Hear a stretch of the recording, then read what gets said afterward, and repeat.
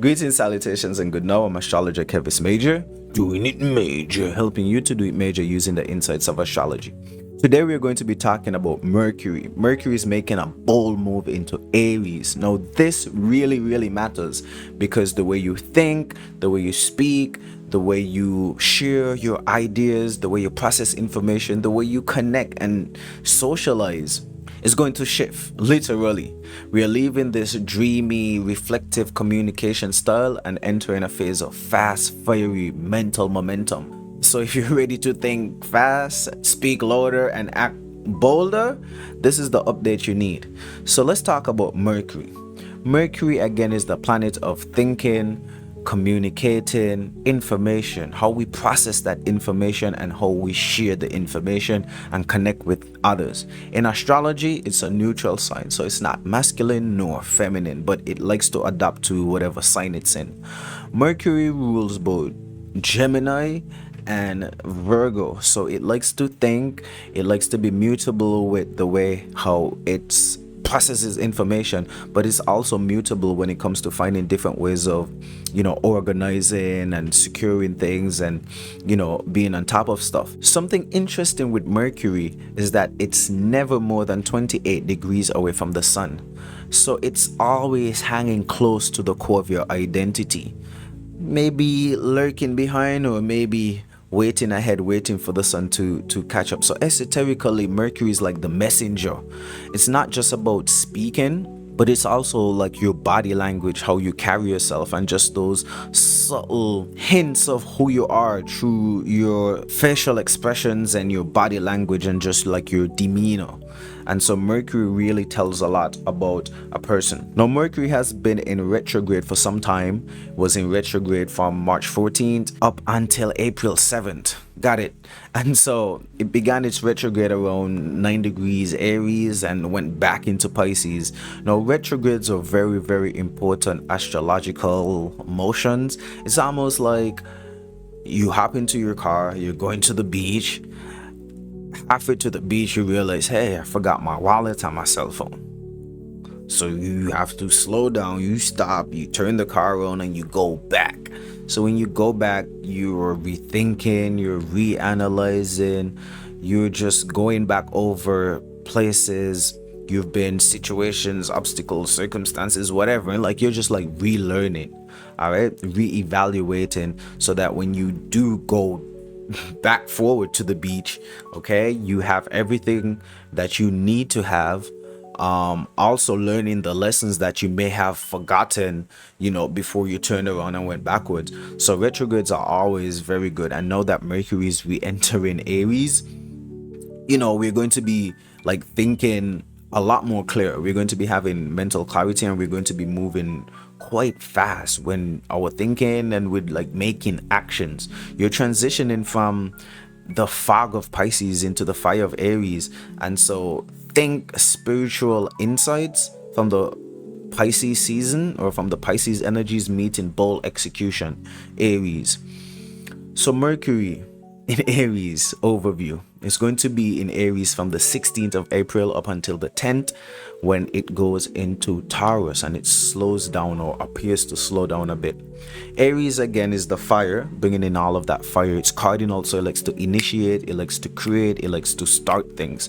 So Mercury in Aries just sounds like you're going to be starting the conversation, starting the debate, starting the argument, starting the party or the socialization. It just like kickstarts things. Doesn't necessarily like to be here. We discussed earlier that Mercury likes to be in Gemini, in the air sign, where it could be more flexible, or it likes to be in Virgo, again mutable air, where it's a lot more flexible and adaptable and versatile. However, in Aries, it is going to bring us at, earlier I was going to say a better dynamic, but it's not going to be better. It's just going to be different from Pisces. Some people may say it's better because there's a direct motion there. However, it's just a different energy. Mercury in Aries makes us direct and unfiltered, so we're just going to get to the point as quick as possible. I feel like Mercury in Aries is like using the minimum amount of brain power to execute an action. And so you're just going to think the bare minimum that you need to before you make a move. So fast mental processing, quick decisions, impulsive decisions even. And but however, there's going to be a certain level of confidence with how we communicate. This is say it with your chest energy, say it with your chest season. Now Pisces in Mercury again was very dreamy, very intuitive, very emotional driven. Pisces again bringing in all of that idealism, so we were thinking and communicating about a better life and how we could make things better. But now Aries in Mercury is going to be blunt, fiery, and all about how could we make a move. Let's think less and act more.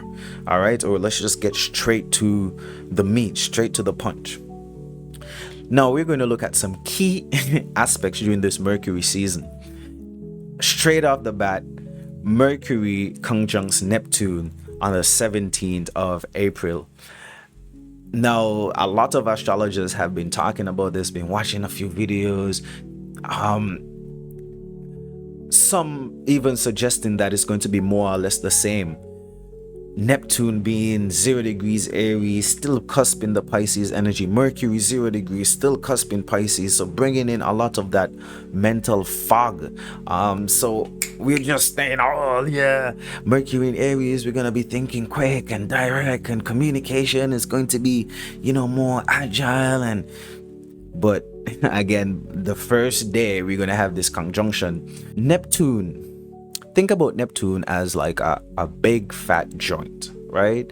It's one of the outer planets. It doesn't really affect us heavily, but it does affect us. So just imagine Neptune is a big fat joint. Yeah. Mercury in Aries, we're thinking fast, we're ready to communicate, we are lively, got a lot of energy. And then you hit Neptune, you hit this big old joint, and then you suddenly get like stone, super baked, right? And typically people say, oh, you get more creative, you feel more vibe, more spiritual, more enlightened. So you have the possibility to have that type of feeling esoterically, a time where your intuition is going to be a bit more heightened, because think about it, you got the water from Pisces and the fire from Aries colliding, creating that steam, creating that fog, creating that mysticism where you need to like decipher things and have discernment. So the first couple of days of this transit is going to be a bit foggy, we can't lie. But from April 20th, yeah, I think we should the alignment is going to be subtle and losing its intensity. But from April 20th, we're going to be out of that and into this Mercury having a sextile with Pluto. Now I like to say Pluto is the planet of doom, gloom, death, and destruction. It always breaks down something, it always destroys something with the promise of rebirth.